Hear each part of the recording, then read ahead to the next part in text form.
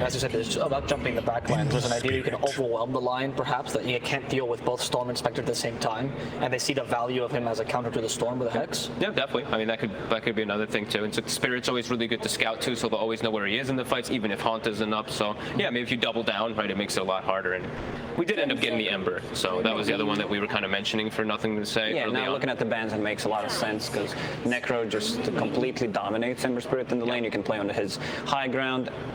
And Ursa, one of the heroes that loves to play on low HP. One Reaper site could change quite a lot. There is a save from IO potentially, but yeah, now looking at the bans from PSG LGD, they make quite a lot of sense. And Jenkins' fact of the day from this morning also, right? He said the Heartstopper aura goes through in Rage. There you go, Jenkins. I'll give you that one. Oh, useful. So, but yeah, there was those bans are definitely looking to make a lot of sense from PSG LGD with the way they set it up. And maybe they were thinking about that Ember for quite a long time, but waiting for it till the end. How's the matchup between Storm and Ember though in the mid lane? Oh, Storm Spirit just completely dominates, okay. I would say. I've seen it like go both ways depending, but it's very skilled matchup. Still, I'd give 60, maybe even 65 to 35 for Ember.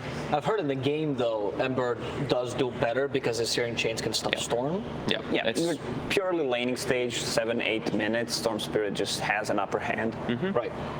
Well, it could see rotations early, though. That's what I see a lot of teams with IO do. They make the move early to mid lane, like pre-6, so that they look to perhaps set up a kill and also look on the runes. So maybe we could see PSG LGD look to set up like something like that. T1, what is the Cuckoo hero? What do you lane against the Ursa? That's always a tough one. Do you prioritize the lane here or the game?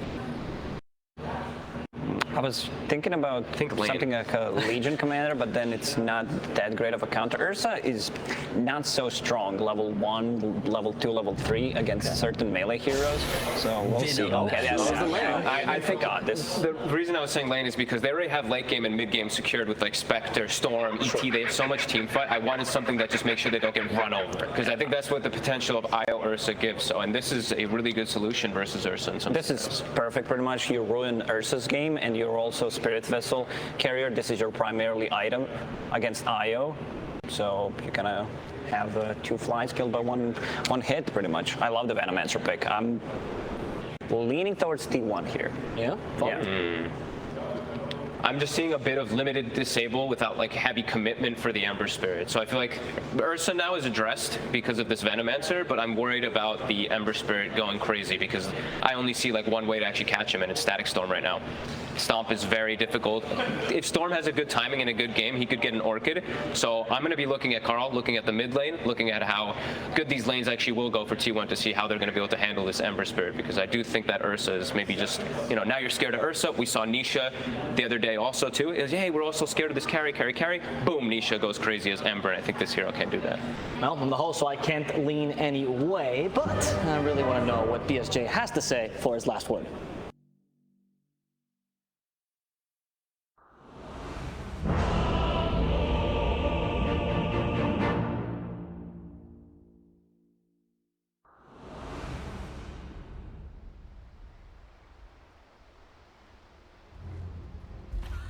Lại tảo rồi nha. Prepare for battle. You blew it! Told you a storm was coming! Sikat, hajar.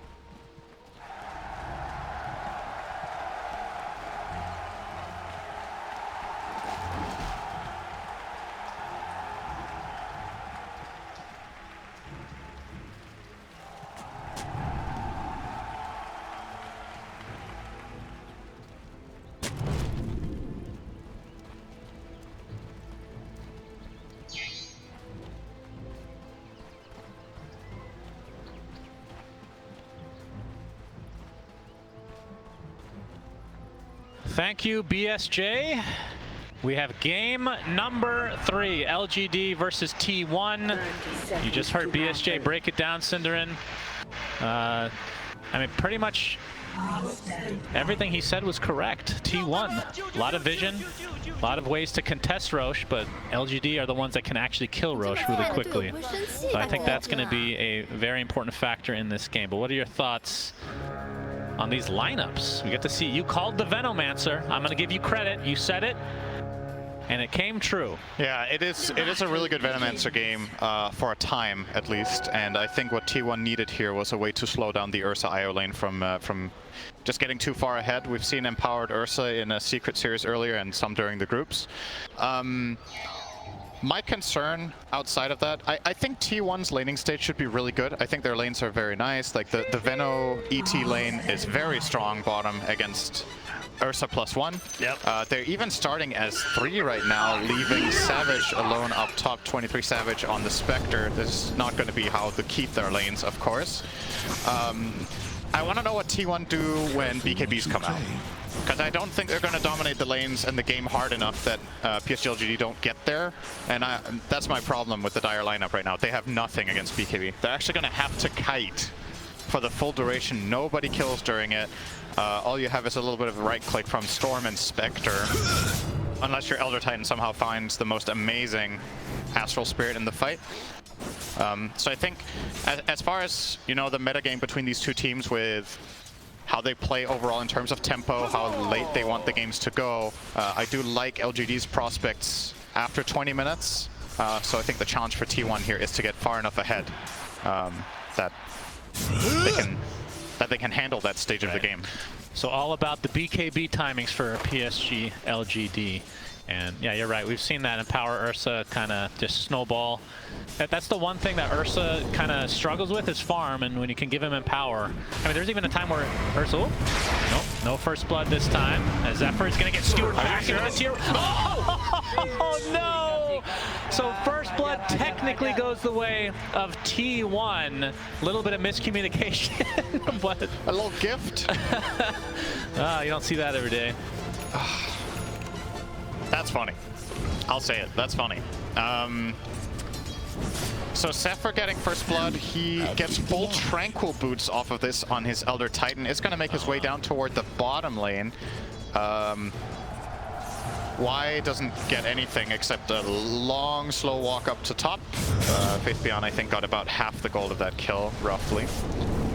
Is eyeing up a Helm of the Dominator. Cuckoo bottom.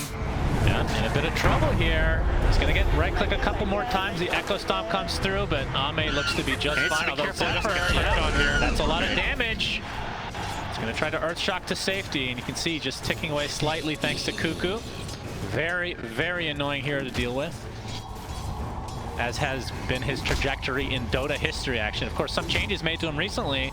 Poison Nova doing percentage-based damage, so technically scales better than he used to. I mean, how much of a difference has that made from the games that you've seen from Veno in this patch? It's one of those things that's hard to see, right? Because the damage is so slow.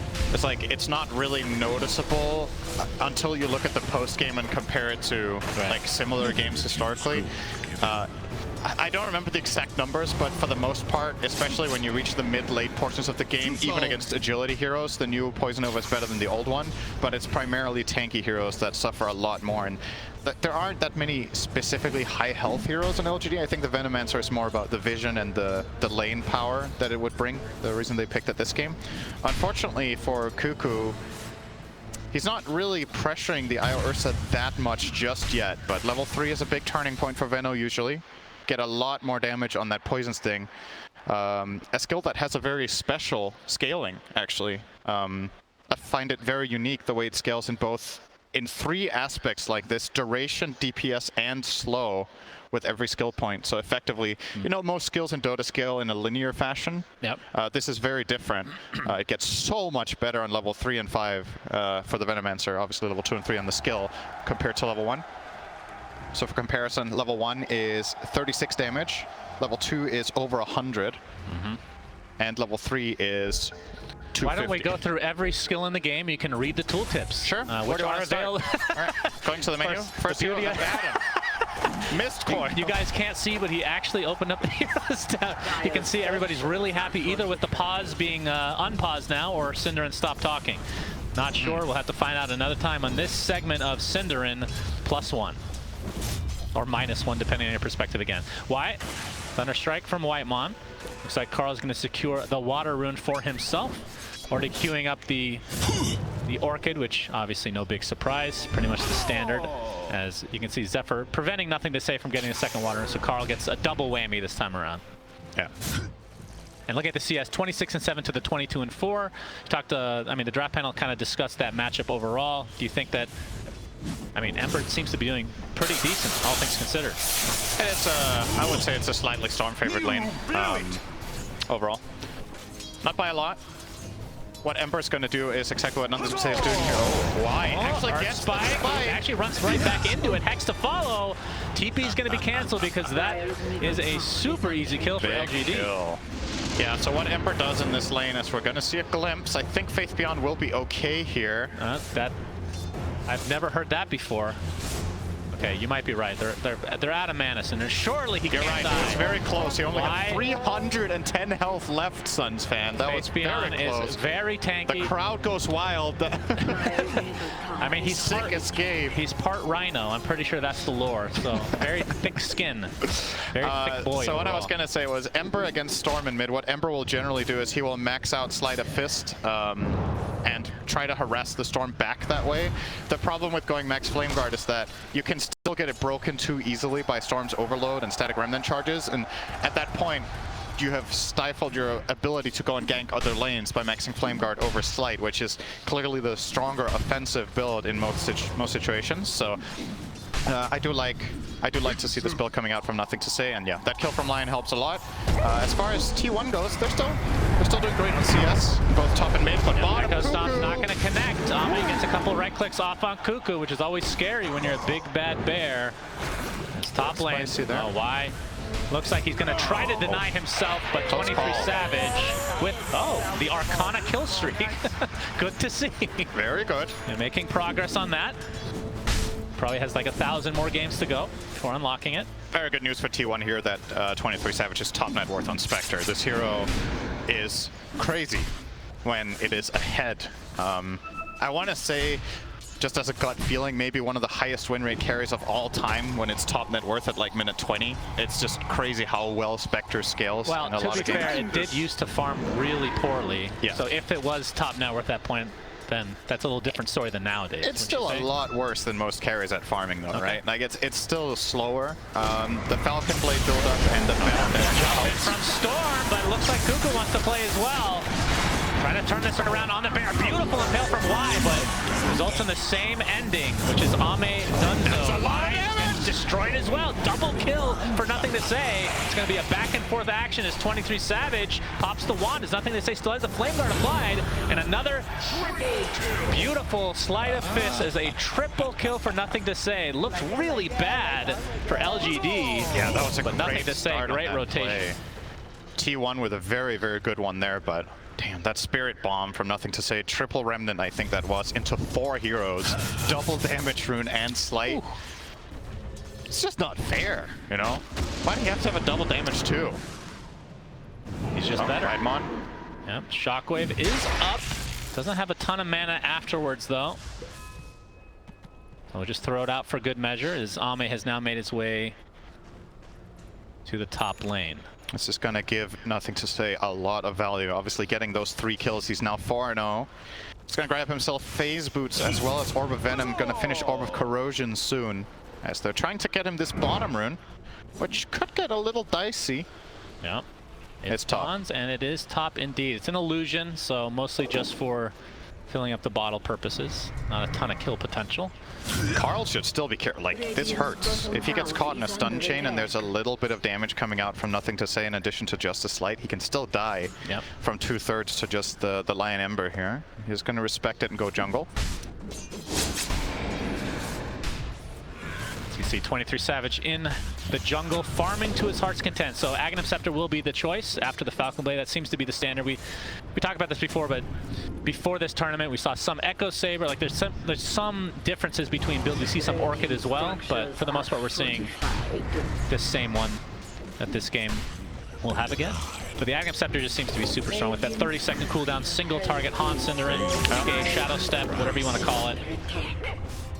I do want to point out an interesting detail here from LGD, as we are seeing the mid push, but Jinkyu has a really early level 6. He was level 6 minute 8 on the IO, and he was playing bottom lane alone against the creep wave, while Ame was alone top against the creep wave. So these 2 heroes were not playing together, and they were just still managing to maximize, finding farm in both lanes at the same time.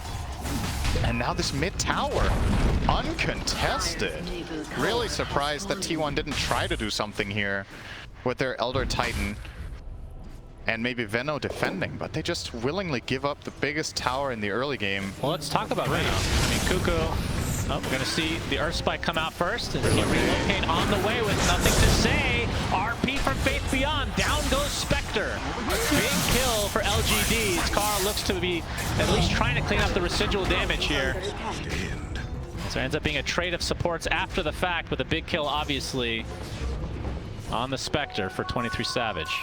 And they relocate back to mid, and they're going to fight more. Maybe Carl. Yeah, he gets caught with the Searing Chains. He's completely surrounded. Not a ton of mana. The Water cannot get to the low ground. Shockwave and completely surrounded. But Echo Stomp is there. Nice dodge from nothing to say. Another kill goes his way, Cinderin.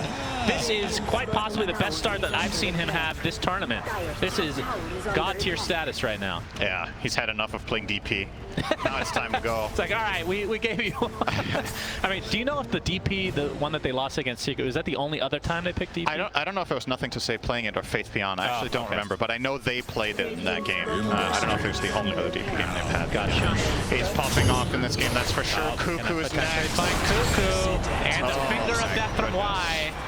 LGD clicking on all cylinders in this game. This is looking scary if you're a T1 fan, just because of how insanely fast a game like this can go with an Ember having this kind of a start. You know, it's not just Ember, he's playing with IO. Yeah. So you get that extra mana funnel all the time. It might not seem like much to get the attack speed from overcharge, but all of it just adds up, right? It just compounds over time. Now we have a Haunt with a Static Storm. This is going to be a big kill for T1, and they find Ame.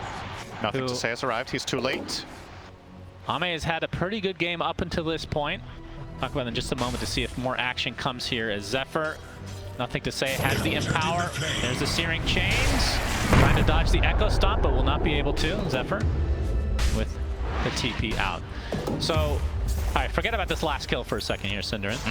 Cuckoo, Venomancer, you talked about one of the big reasons. I know it's not the only reason, but one of the big reasons you pick it in this game is because Ursa has a hard time against it. They just switched lanes, and Ame has had a really good game in terms of farming, all things considered. Was this worth the Veno pick, or is there still more to come that we should look for? I think this is already concerning. They would have probably liked it to go better than this, but the Veno against Ursa is just a lot different when there's an IO, I think. It's just you have so much more regen coming through. Yeah. So that extra bit of move speed and overall mobility in lane really helps. Oh, Nothing to Say. He might just kill Whitemon here, honestly. The glimpse, but the Remnant is out, stuck inside the kinetic field, but does not matter. Nothing to Say, completely dominating. 7-0, and this is going to open up space for Ame to get inside the Roche pit. Has the Morbid Mask, going for the Diffusal Blade. And this should be a freebie. 12.5-minute Roche. Depending on how long this game goes, Cinderella, we might see 10 Roches. Can we get to double digits? Ever. That was a very random comment. I don't know what to say to that. Why are you suddenly thinking of 10 Roches? I don't know. I get really excited by Roche. I feel like he's underappreciated by the masses. His lore is very interesting. All right, you get 10 seconds to sign a new drop from Roche after Refresher Shard and Axe. Bloodthorn. That's not a new design, you're just putting an item on it. That's what's already being put. All right, Refresher droppings. Okay, what it's does that something on? It's like a worse version of a shard. Why would the 5th one get that? But then if you get all 3, Ags, Shard, and Ag Shard dropping, it becomes Exodia. Okay. Which is like a Mega Ags. Okay. A Gaben level spell, if you will. You cannot complain about any of my suggestions ever again. Great. Spirit Vessel on Cuckoo. I can't do worse than. I actually can't come up with anything worse. Well, so. That's what we thought about the Aghanim Scepter on Lycan. But Slax is a genius. So Cuckoo has a Spirit Vessel Syndrome, but like you said, I mean, he doesn't have any charges. That's definitely an issue. Hasn't really been participating in a ton of fights right now. Spotted Tower looks to fall. Oh, Carl might be in some trouble. Do they have the damage? Absolutely.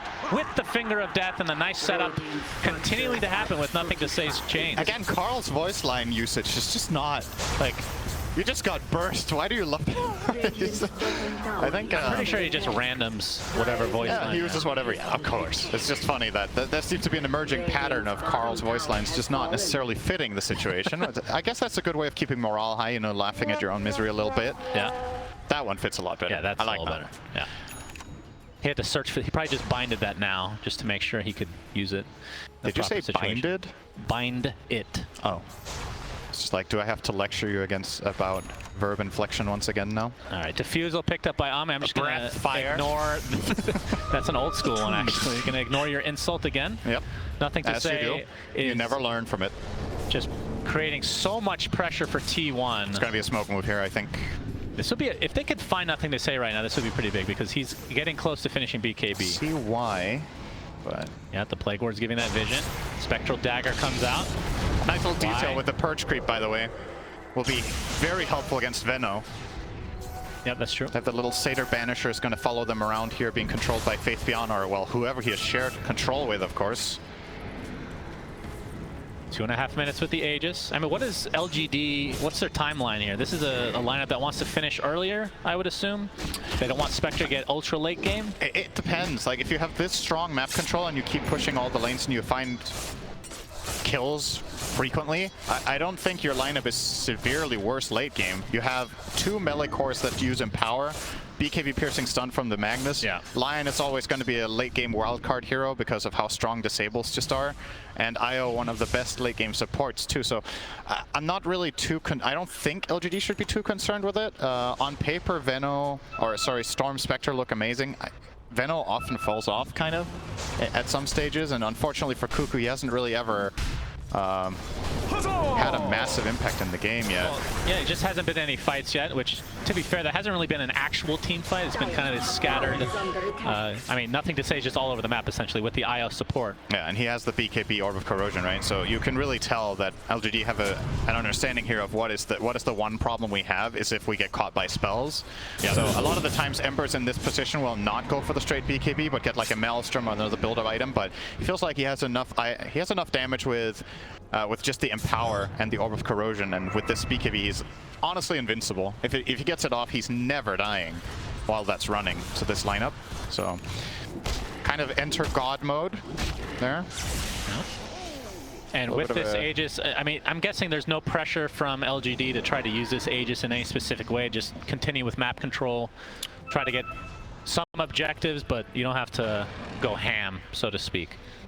Of course, Spectre is getting close to Ags here. You think they're going to try to do something with this 40-second timer?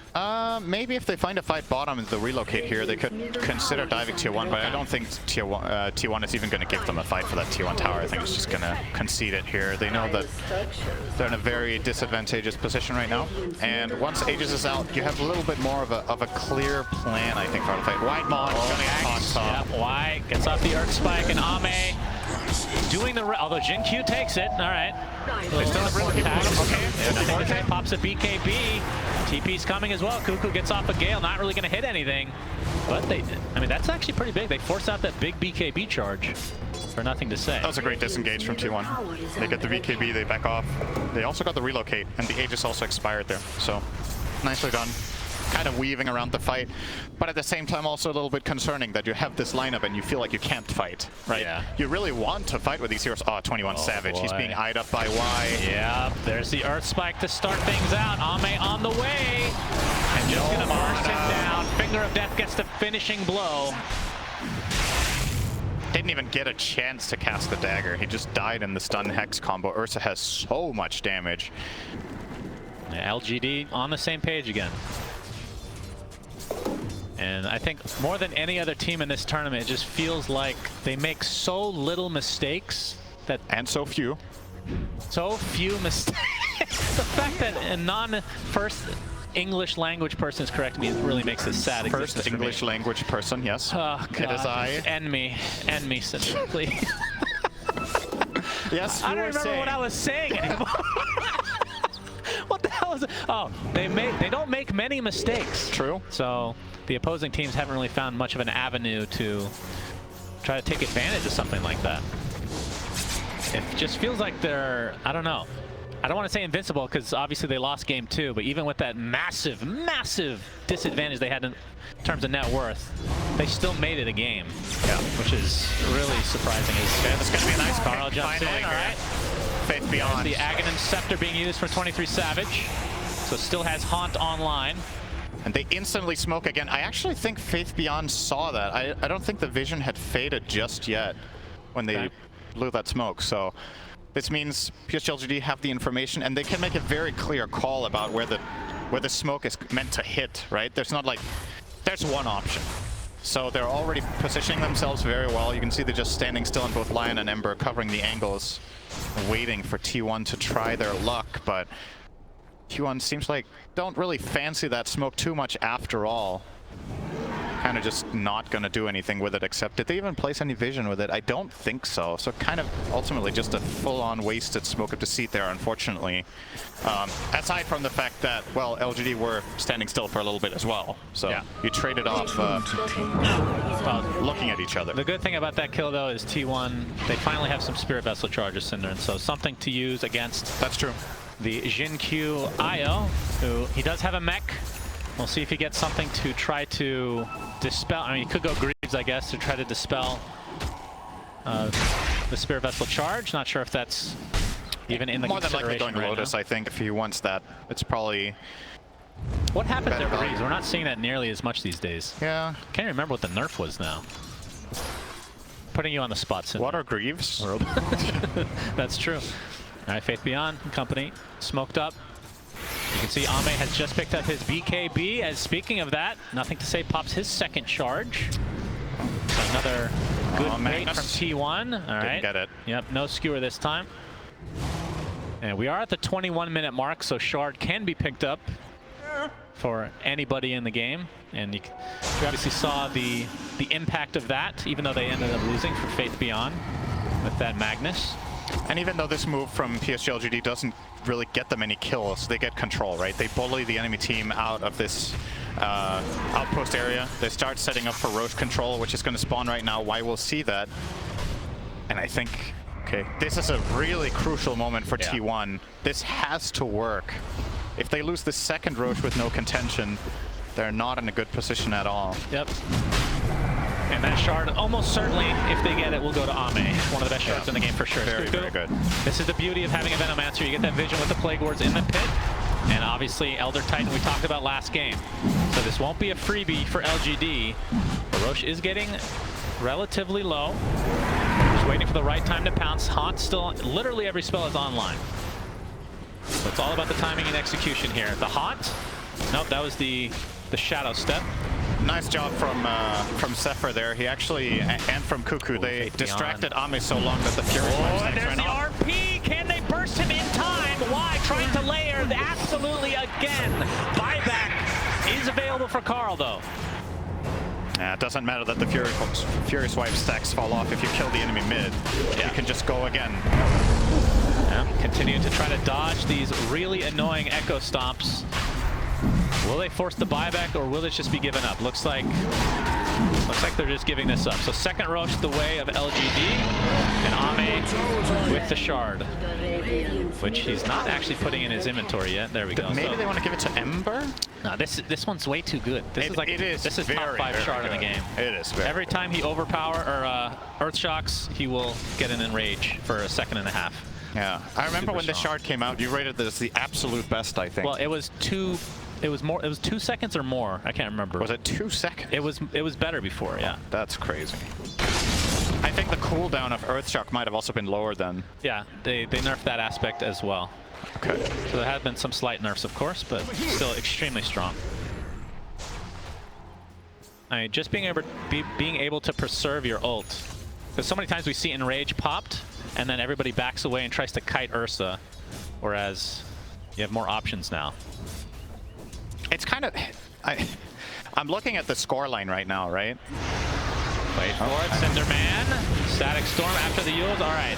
Looks like they're going to try. Well, they actually used the Shadow Step, but Whitemon gets out in time, just barely. So they force out a ton of TPs for LGD. Nicely done from T1, baiting that. Yep. Of course, it did cost Static Storm. A big rotation. Sure, all is well. Isn't it weird for you to see Ursa so far ahead on the net worth with 0 kills? I feel like that's such an uncharacteristic Ursa game nowadays. Power time, I guess. And power and just the overall, you know, they got Roches, they got towers. I was like, I wonder what his KDA is. He's 0, 2, and 4. Ame's just been farming a crazy amount because of the map control they've gained, but the kills, more or less all of them going on Nothing to Say. Also, I picked up Fey Grenade. That's actually not too bad. Gives them the extra movement speed, and obviously any additional procs of your passive is going to be very nice to have, especially at range for a melee here that can get kited so easily. Carl is setting up top, but this play doesn't really exist. He can't solo the Ursa. He's just going to leave. Yeah, and this lead is just continuing to balloon. So 8K now for LGD. So you can see their win probability at 73% currently. But T1, I mean, they have options. We talked about the high ground defense of Elder Titan. Spectre is obviously god tier late game. Same with Stormstreet. The only question mark really in my mind is Venom, because we just haven't seen a ton of this hero in this patch. Is Faith Beyond? Shadow Step was there, but... And let's keep in mind, we saw a game of IG versus Spirit with what Spectre Storm can do when they're doing well. If you do equalize this game somehow, there are so many ways of finding kills with these two heroes together. Once the Spectre gets the Aghanims, which he obviously has, but they're just unfortunately too far behind to really take initiative right now. Yeah, Whitemon spotted out. Easy kill. Glimpse doesn't even break the tether. As LGD getting whatever they want. So still 3 tier 2 towers existing in each respective lane, so they're gonna have to get through those. And in terms of their tower push is not good for LGD. That is one saving grace for team. When you talk about high ground defense, plus the fact that you don't have a real tower hitter per se. Yeah, it is going to take a little bit long. They will get a siege creep in here now, though. If they have Glyph, they could keep it alive. Oh, Cuckoo, Nothing to Say, catches him. You can see Isle relocating. Ame wants a kill, and he'll not get it. Nothing to Say taking that one, although Ame did find one earlier, Synderen, so finally getting rid of that goose egg. Goose egg? Goose egg, yes. Ah. Huh. I haven't heard it called that much, I think. I am a boomer. Yeah. No doubt about that.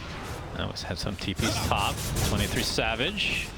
A lot of mobility for him, and will be a difficult kill. Just popping the Shadow Step constantly. It's only a 30-second cooldown, of course. Why? Glimmer. Oh my god, if he finds Savage here. Oh, he glimpsed him for a second. Oh, the horsey. Not enough. Not fast enough. But he does force out Haunt, which is a huge deal. That's true. That was not the Shadow Step that time. He used the Shadow Step just to kind of harass and be annoying. But yeah, I'm sure he's regretting that one. And now with Haunt down, well, I was going to say LGD is going to try to force something, but Aegis is running out now. And, I mean, even with that second Aegis, they haven't gotten a tier 2 yet.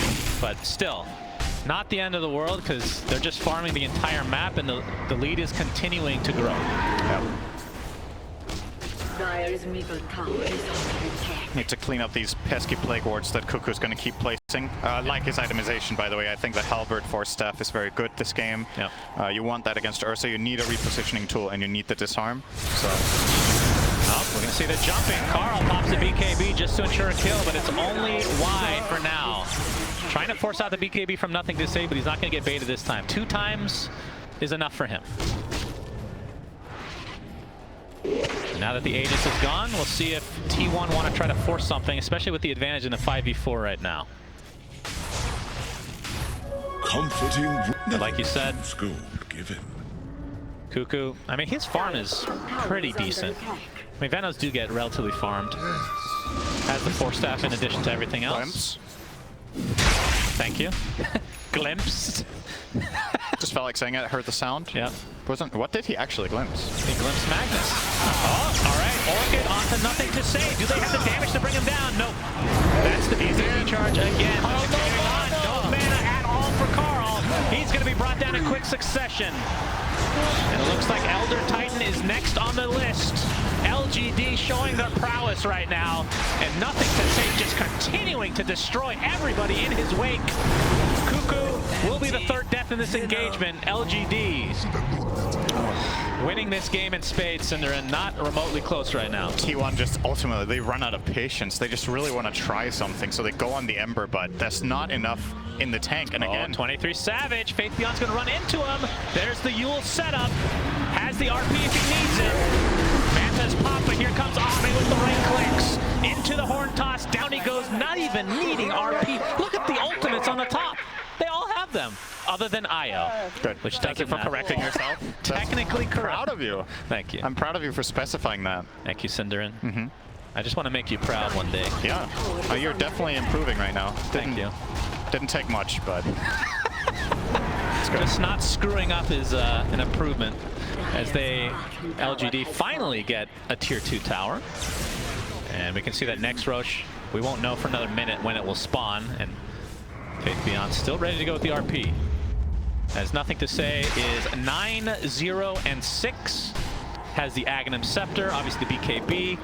And I believe that's a refresher that he's working on close next. to that one too. His just raw burst against any hero that isn't BKB'd, he can... Oh, horn toss from Faith Beyond. Whitemon is dead. No, he was Yuled. Now he's dead. He's dead. Is this a technically correct joke again? Oh, the bash! Oh, he's actually gonna get him! Ave just beating the absolute crap out of Carl. Bash proc for the win as Cuckoo getting caught by Nothing to Say, and this is turning into a rout. You can see the haunt coming through, but it's not really gonna happen, Cinderin. Venomancer is going to end up being cleaned up here. Actually, Haunt was not used. Where were those illusions from? Was that the Manta?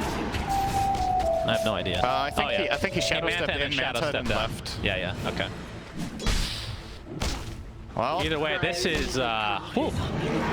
we believe we have a DPC term for a game like this. Shellacking? Say the thing. Gaben level shellacking? Thank you. Okay. See, you impressed me. You know, you know what I meant.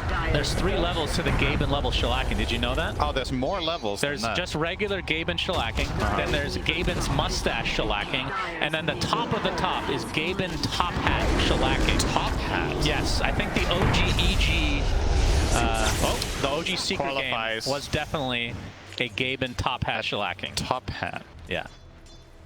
I want that as an emote so bad now all of a sudden. Gabe wearing a top hat. I'm patenting that one, by the way. Can we please have that? Thank you. I'm patenting or copywriting Gaben's name for my for myself. I think you'll get away with it. He seems like an easygoing guy. Yeah. Satanic now online for Ame. Already seeing the basher come to where that was literally a kill because of a bash. Yep. Into the Roche pit they go. That's going to be a refresher shard Roche, which that will almost certainly go to Faith Beyond. Although you could have the double refresher for Nothing to Say. Double, not hungry. And down he goes. He actually pops the BKB. Huh. I guess he didn't want the Haunt in to steal all the goodies. Makes sense. RP. Oh, I hear the RP. This is for 23 Savage. Into the right clicks we go. Into the grave, 23 Savage goes. All right, I have a bit of a trivia here, Shannon. Okay. Let's see how much closely you've been paying attention. When was the last thing something good happened for T1 in this game? Is it A, 10 minutes ago, B, 15 minutes ago, C, 20 minutes ago, or D, 25 minutes ago? I'm gonna say 10. Okay, I am checking. The last dot on the... It's about 10 minutes ago. Thank God. They killed Lion.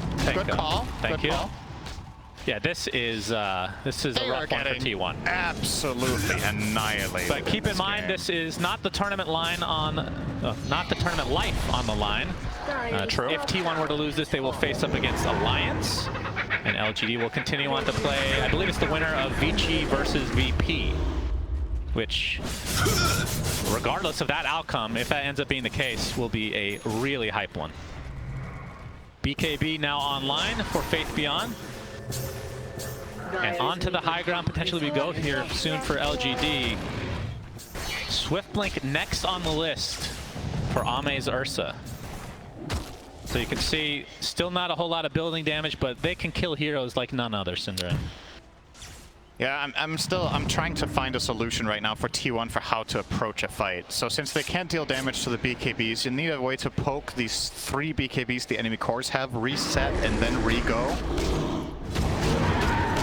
I think it's gonna have to come down to some sort of crazy static storm that they get set up through maybe an ag storm vortex. Oh, the jump in. They'll get that one. They'll find one.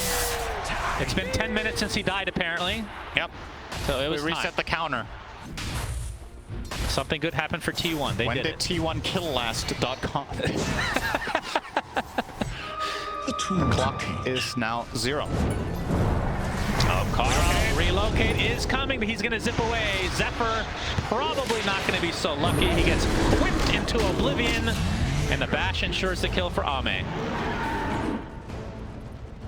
Gonna be relocated back here to the mid lane. Clean up some illusions. You know what they could use is a leveler. True. That drop. That might be the best item to get for PSG LGD right now. Up to the high ground. Indeed. Spectral Dagger with the Gale. Ursa doesn't care. Skewer in for Faith Beyond. That's going to be a freebie for the kill on Cuckoo. Does have buyback. I don't even know. Have we seen Poison Nova this game? I don't think it's been cast. That's wow. Unreal. I'm glad we theory crafted whether it's better than before. Right now it's the same, I guess. Yeah. Oh man, looks like they'll get this Rax, and T1 without the Elder Titan, this will be difficult to defend, even with the teleport! Carl takes a tumble. So that's the shard online for the IO. That is truly unfortunate. Earthsplitter comes inside the Static Storm with the bash inside as well. As enraged with the BKB. Ame super healthy. Just gonna focus on the buildings now.